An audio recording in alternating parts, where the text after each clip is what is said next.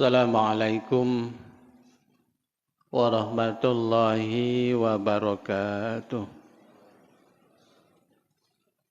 Alhamdulillahillazi ahyana ba'dama amatana wa ilaihin nusyur. Ashhadu an la ilaha illallah wahda la syarika lah. Wa ashhadu anna Muhammadan abduhu wa rasuluh. Allahumma salli ala Muhammad wa ala ali Muhammad. Qala ta'ala a'udzu billahi minasy syaithanir rajim. Bismillahirrahmanirrahim.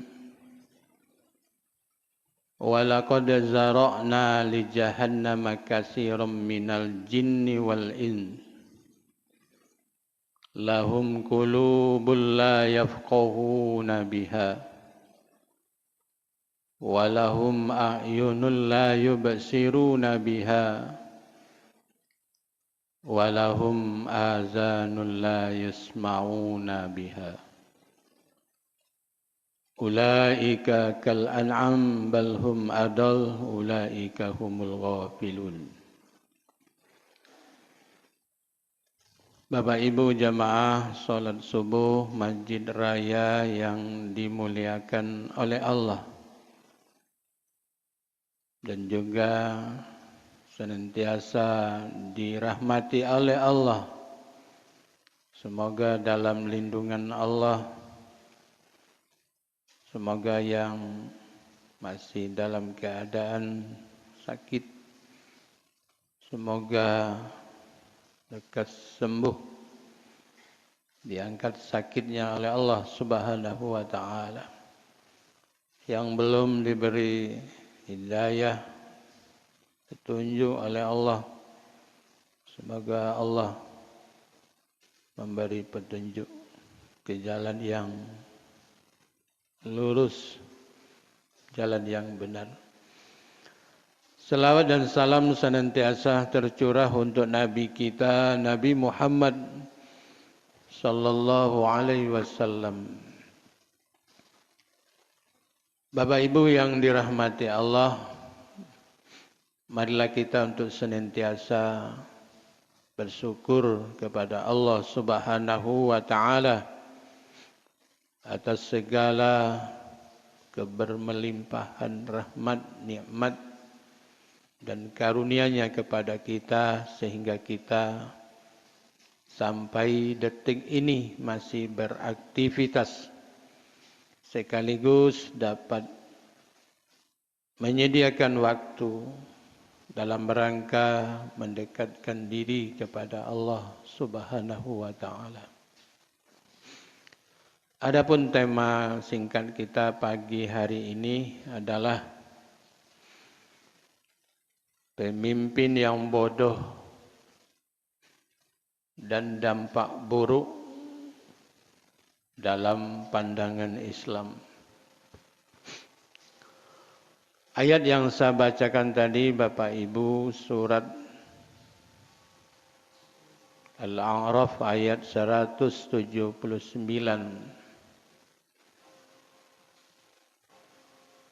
tentang manusia bodoh.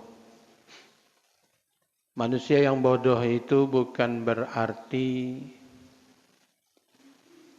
tidak bisa membaca, bukan berarti tidak bisa menulis, bukan berarti tidak naik kelas, bukan berarti tidak punya titel, tidak punya jabatan.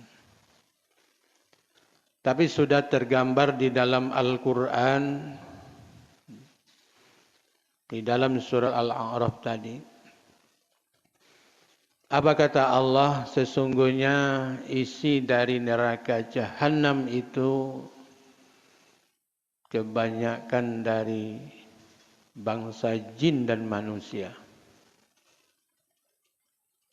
Karena kata Allah, mereka diberi hati, mempunyai hati tapi tidak mempergunakan hatinya untuk memahami ayat-ayat Allah. Mereka mempunyai penglihatan, tetapi tidak dipergunakan untuk melihat tanda-tanda kekuasaan Allah. Mereka punya telinga, pendengaran, tapi tidak bisa mendengarkan ayat-ayat Allah Subhanahu wa ta'ala. Ulaika kal an'am balhum adol. Mereka itu sama dengan hewan ternak, bahkan lebih sesat lagi dari hewan. Ulaika humul ghafilun. Mereka itulah orang-orang yang lalai. Bapak Ibu yang dirahmati Allah, jadi orang yang bodoh digambarkan oleh Al-Quran sebagai hewan ternak. Nah, bayangkan Pak, manusia yang bodoh digambarkan sebagai hewan ternak.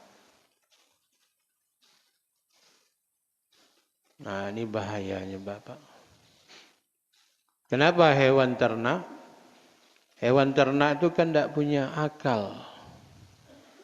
Sama-sama dikasih otak oleh Allah, manusia juga kasih otak, tapi namanya akal untuk berpikir.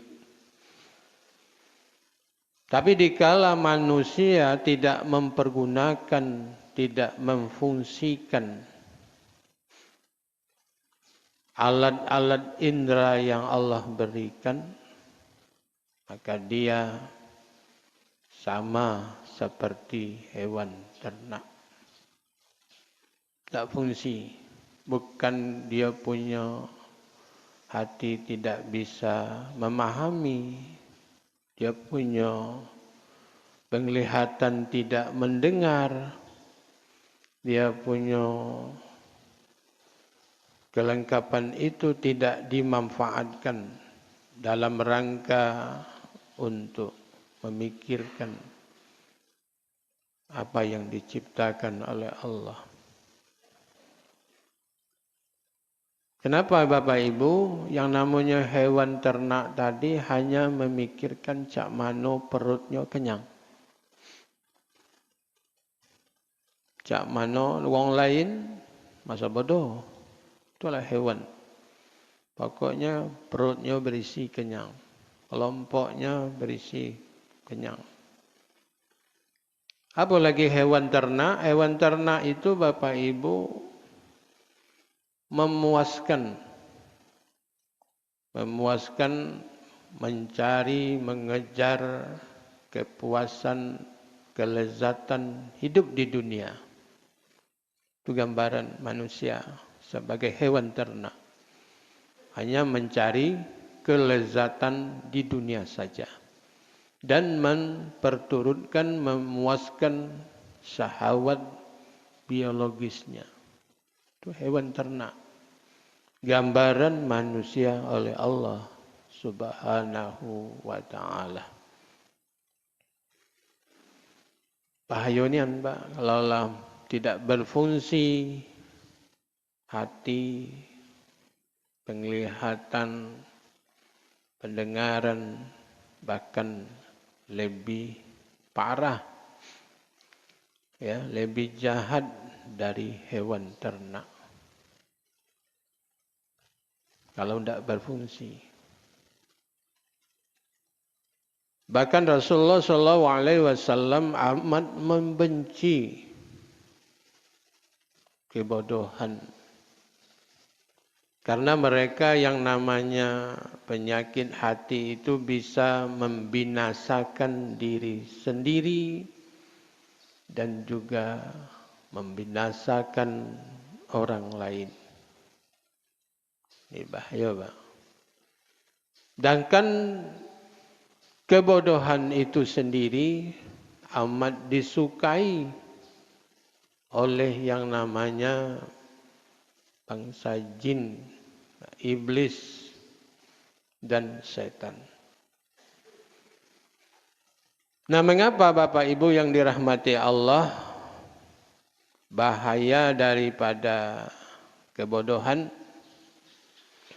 Karena kebodohan itu Bapak Ibu tidak berfungsinya alat indera manusia tadi, maka yang pertama akibat kebodohan tidak bisa membedakan mana yang baik, mana yang buruk, mana yang halal, mana yang haram, mana yang hak, mana yang batil. Itu kalau manusia mempunyai sifat hewan tadi. Filosofinya seperti itu.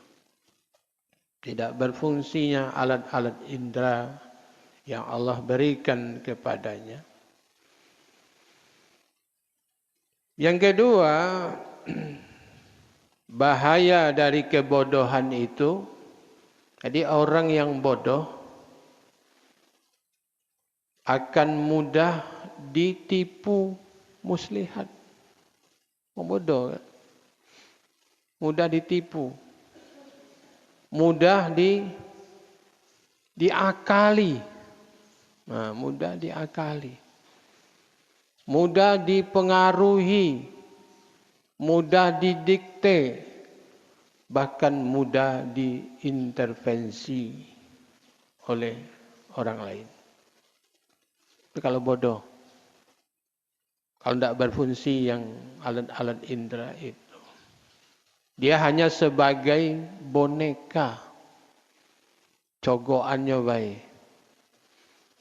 Sedangkan sutradaranya yang mengendalikannya ada. Nah, kau jadi pemimpin, yang penting kau cogokannya baik. Kami ngaturnya. Ini kalau tidak berfungsi pendengaran, hati, penglihatan. Ini berbahaya. Yang ketiga, bahaya dari kebodohan itu adalah akan terjadinya kerusakan di bumi. Nah, akan terjadi kerusakan di bumi. Jadi memilih pemimpin yang bodoh, apa akibatnya Bapak? Dia akan mengeluarkan maklumat atau fatwa, bahkan membuat aturan sendiri tanpa merujuk kepada aturan yang telah dibuat oleh Allah. Nah, telah dibuat oleh Allah Subhanahu wa ta'ala. Jadi kalau nak milih pemimpin kita ke depan Bapak Ibu, dijengok-jengok. Kita punya mata. Kita punya pendengaran. Ibarat kata orang tu rekam jejak. Ya, rekam jejak. Semua calon itu baik, tapi ada yang terbaik. Kalau kita hanya menggunakan dia ganteng, dia belagak, tetapi kita tidak tahu, ya, termasuk di situ adalah kepribadiannya, perilakunya. Nah, ini. Makanya perlu kita mengetahui, kan TV sering menayangkan rekam jejak orang ini. Termasuk memilih wakil-wakil rakyat kita di dewan itu. Dengan masing-masing terbeli kucing dalam karung. Bahkan wong ndak berjilbab ditayang di gambar itu sebesar itu. Dipilih itu, ini cantik, ini belagak. Ya. Nggak tahu itu agamanya entah apa. Ya. Hanya jengok di gambarnya dipasang di baliho besar. Ya. Kaklah 17. Banyak terkicuh kita ini. Tahu nyala duduk di situ bukan lagi menginspirasikan apa kehendak kita. Jangan sampai kita terkecoh. Jadi terjadi kerusakan di muka bumi ini karena salah dalam memilih pemimpin.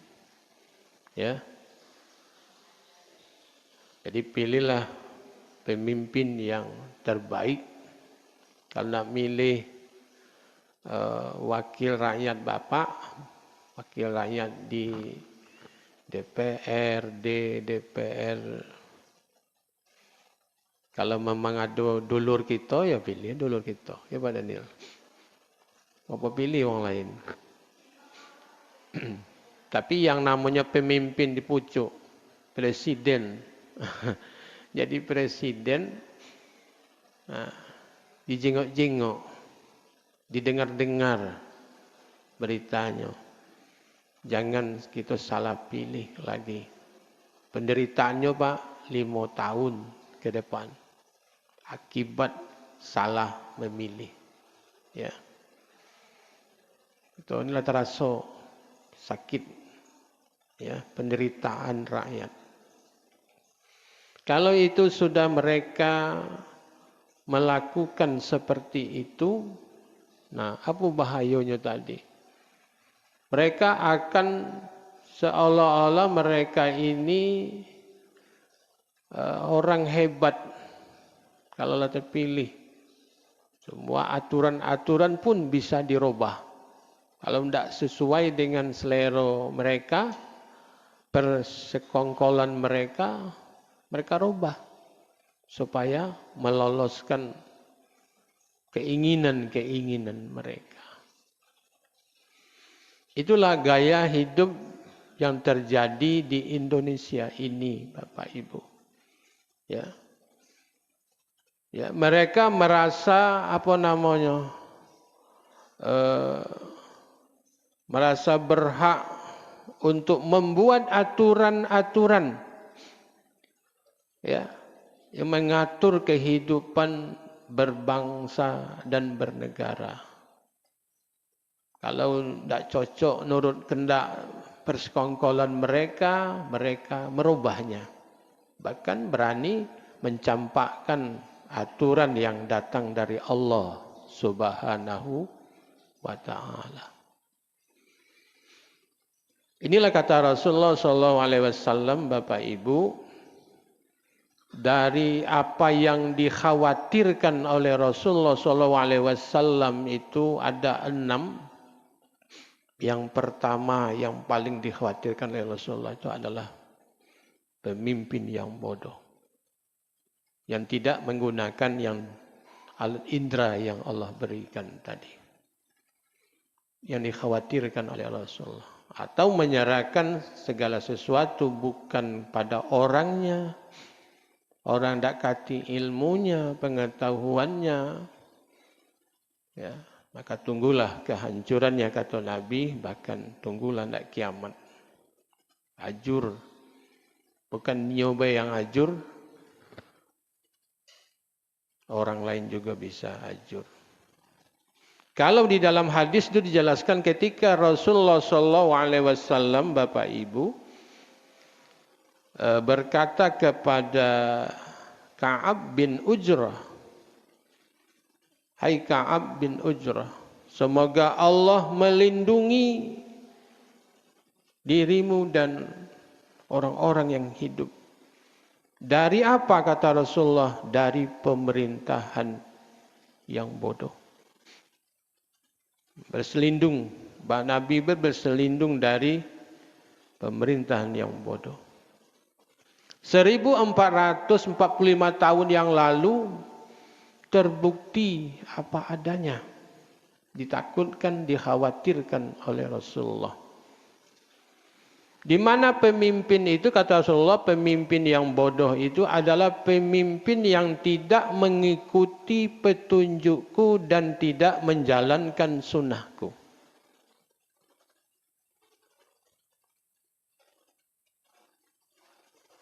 Mana pemimpin itu? Pemimpin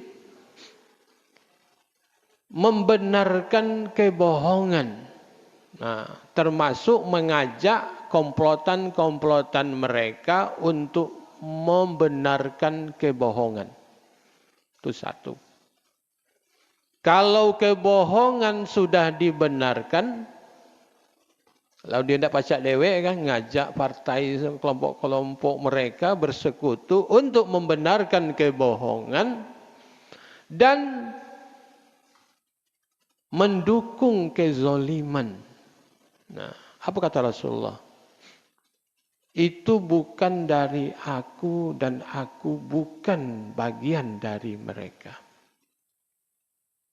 Nah, nanti orang yang seperti itu masanya tidak akan diajak, tidak akan dibawa yang namanya ke telagaku. Rasulullah itu punya telaga namanya Al-Kausar. Nanti orang-orang yang mengikuti petunjuknya dan menjalankan sunnahnya akan dibawa ke telaganya. Itu janji Rasulullah sallallahu alaihi wasallam. Jadi bahaya, Pak. Dan siapa kata Rasulullah yang tidak membenarkan kebohongan mereka, tidak melok-melok, tidak membenarkan kebohongan mereka dan tidak mendukung kezoliman mereka, mereka inilah yang datang dariku dan aku berasal dari mereka. Dan mereka ini nanti akan dibawa ke telagaku nanti pada hari kiamat. Jadi kalau Bapak Ibu, kalau kita membenarkan kebohongan, itu jelas bohong. Ya, kita sama-sama berkomplot mendorong, mendukung kebohongan. Ya, ketidakbenaran. Apa kata Rasulullah? Itu bukan dari aku. Aku tidak tanggung jawab. Ya, apalagi mendukung kezoliman. Jelas itu zolim, aniaya, tidak adil. Itu bukan dariku. Tak tanggung jawab kata Rasulullah. Dan nanti tidak akan dibawa ke telaga. Ya Rasulullah SAW. Jadi berhati-hatilah ke depan kita untuk memilih pemimpin kita. Pemimpin setidaknya yang akan bisa orang pemimpin yang takut kepada Allah. Ya. Makanya berdoalah kepada Allah, ya Allah, hadirkanlah kepada kami pemimpin yang akan memimpin kami 2004. Pemimpin yang baik. Baik menurut Allah, ya, baik menurut Allah. Dan jauhilah kami, lindungilah kami pemimpin yang akan memimpin kami, pemimpin yang jahat, pemimpin yang mempunyai rencana jahat, mempunyai tujuan jahat. Selain kita berusaha memilih, berdoa. Ya, berdoa. Ya Allah, hadirkan kepada kami pemimpin yang baik. Menurut-Mu ya Allah. Dan jauhi kami, lindungi kami dari pemimpin yang akan memimpin kami, pemimpin yang jahat, pemimpin yang buruk, karakternya jahat, buruk. Jauhi kami ya Allah. Kalau kita sudah berusaha memilih dan berdoa, itu Allah yang akan memutuskan. Ya. Yang kedua yang dikhawatirkan oleh Rasulullah SAW adalah jual beli hukum. Itu di pemerintahan. Itu bukan lagi merupakan rahasia umum dan jadi rahasia umum gitu. Ya. Bahkan ibarat pedang, tajamnya ke bawah, tumpul ke atas. Berani membela yang bayar, Walaupun itu salah. Termasuk namanya lagi transaksional. Suap menyuap. Nak beli jabatan. Nak jadi pala sekian sennya. Ya. Ditender oleh orang zaman ini. Situ sudah banyak terjadi apa? OTT KPK. Banyak kan? Ya, berapa banyak pejabat-pejabat yang sudah OTT. Tahu OTT? Orang tertangkap tangan, mencilok, maling, korupsi, memberi. Karena bernafsu, berkeinginan untuk menjabat, menduduki. Oh, bahaya. Nah, jadi pala sekian sen. Kalau enggak, duduklah situ sampai pensiun. Kan sudah banyak kita lihat berdasarkan dari data dari KPU. Mulai dari tahun 2016 itu sudah banyak anggota DPR, DPRD, termasuk DPD, ratusan orang yang sudah OTT. OTT. Baik itu menterinya, baik itu apa lagi? Gubernurnya, baik itu bupati, wali kotanya. Ya, luar biasa. Bahkan terakhir ini ketua KPK dilantak. Manusia, lumrah itu, lazim kan manusia. Manusia ini yang namanya, yang ditawarkan yang namanya dengan matsen itu, tunduklah itu. Ya. Kalau iman tidak kuat, kalau iman ditinggal di rumah, ditinggal di masjid, gampang lah itu. Tunjuk matsen tadi, ya. Tunjuk, apalagi tunjuk betino cantik.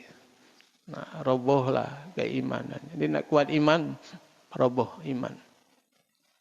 Itu menandakan hukum yang luar biasa. Yang ketiga, Bapak Ibu, yang dikhawatirkan oleh Rasulullah itu adalah banyaknya polisi,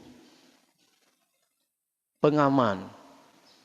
Artinya apa, Pak? Apabila sistem pemerintahan itu sudah seperti militeristik, militer, gaya-gaya militer gitu pemerintahannya, di mana seorang penguasa itu akan selalu merasa khawatir yang amat berlebihan. Takut dia kalau kekuasaannya terancam. Maka semua orang termasuk semua pihak dicurigai. Begitu guys. Menggunakan sebenarnya yang namanya polisi itu adalah sebagai pengaman, pengayom masyarakat. Bukan nakut-nakuti masyarakat. Mengancam masyarakat. Inilah yang terjadi di negara kita sekarang ini. Ya, hebat dan luar biasa. Ya, luar biasa. Menggunakan Polri gitu ya. Untuk menguatkan kekuasaannya sehingga mereka dengan alhasil mendekati pendekatan apa? Militer, kekuasaan. Sehingga ada yang namanya pengancaman, mengintimidasi, mengkriminalisasi. Kalau ada orang yang akan memberikan kritikan-kritikan, ya, diintimidasi, dikriminalisasi. Makanya Pak, kalau kita jengok partai-partai besar itu, kenapa dia tidak bisa mencalonkan diri untuk menjadi presiden, wakil presiden? Karena mereka punya kartu masing-masing. Ya, takut kalau seandainya tidak ikut dalam persekongkolan kebohongan, mereka nanti juga takut OTT juga, OTT KPK. Ya, lebih baik kita melok-melok baik, nak cari aman baik. Nauzubillah. Ya. Sehingganya yang basing lah yang tidak didukung itu. Walaupun tidak memenuhi syarat prosedurnya, kita buat. Itu namanya DPR, buat aturan, merubah aturan. Nah, merubah aturan. Dan cukup umur pun bisa disodorkan. Nah, ini Pak. Ini kalau seandainya kita ini amat berbahaya kalau sudah gaya-gaya militer kepemimpinan itu. Yang berikutnya kata Rasulullah yang dikhawatirkan oleh Rasulullah SAW adalah pemutus silaturahim. Artinya pemutus silaturahim itu adalah rusaknya pengaturan kehidupan manusia di muka bumi ini. Yang seharusnya mereka merujuk kepada hukum yang telah ditetapkan oleh Allah, mereka lebih memilih hukum yang berasal dari barat yang sekularisme, di mana agama harus dipisah dari kehidupan manusia. Kalau kehidupan agama sudah dipisah dari kehidupan manusia, agama, kehidupan. Nah, ini berbahaya. Maka terjadi apa yang terjadi Bapak Ibu, akan terjadilah kerusakan. Kalau aturan sudah dirusak, maka terjadi juga kerusakan sosial. Kita lihat sekarang ini apa yang terjadi. Ya. Hubungan manusia sekarang ini sudah semakin renggang, sudah semakin jauh. Karena berbeda partai, berbeda paham. Kadang-kadang pacak putus silaturahim. Bahkan gara-gara ini terjadinya pergaulan bebas sudah semakin membinatang. Uang anak gadis, anak bujang ke mana-mana, lacak biasa baik. Walaupun bukan laki, bukan bininya. Ya, cak membinatang. Kalau sudah seperti itu, apa yang terjadi? Terjadinya seks bebas. Setelah itu apa yang terjadi? Aborsi. Apa yang terjadi lagi? Pelecehan seksual yang luar biasa sekarang ini. Kadang-kadang orang-orang yang terhormat, orang yang dimuliakan dipanggil gitu, pelecehan seksual. Terjadinya maraknya narkoba, kesenjangan ekonomi. Berikutnya Bapak Ibu yang terakhir adalah banyak anak muda zaman ini menyetarakan, menyamakan Al-Quran.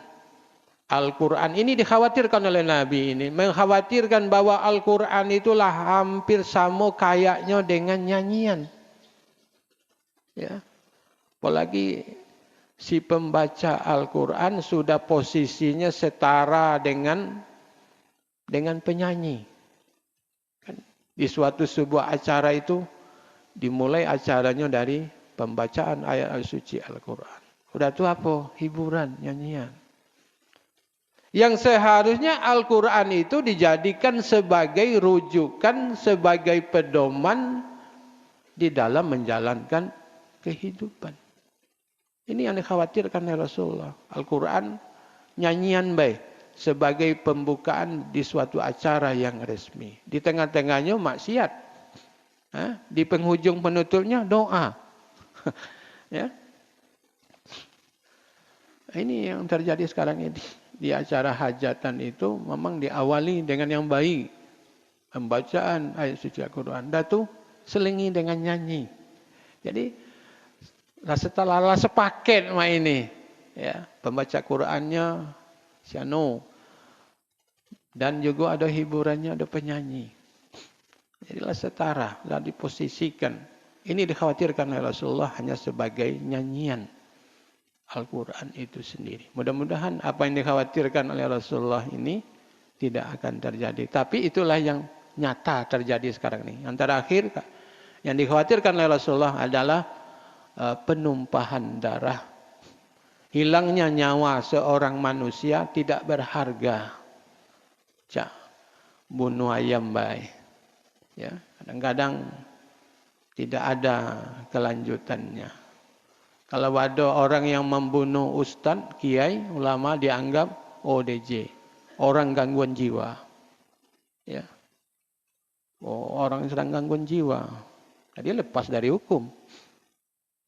Ini yang terjadi. Jadi hilangnya nyawa orang tidak berharga. Padahal kata Nabi, menghilangkan nyawa orang tanpa sebab itu sama membunuh orang seluruhnya. Nah, ini sekarang ini kasus-kasus seperti itu. Ya, ada orang yang membunuh, terbunuh, ustadz kiai kita, orang gila itu, orang gangguan jiwa yang membunuh. Mudah-mudahan Bapak Ibu kita diberi alat indera oleh Allah Subhanahu wa taala. Semoga kita pergunakan pada posisinya masing-masing. Diberi hati, mudah-mudahan bisa memahami pesan-pesan yang disampaikan oleh Allah di dalam Al-Quran. Punya penglihatan, ayo kita jingok tanda-tanda kebesaran kekuasaan Allah Subhanahu wa taala.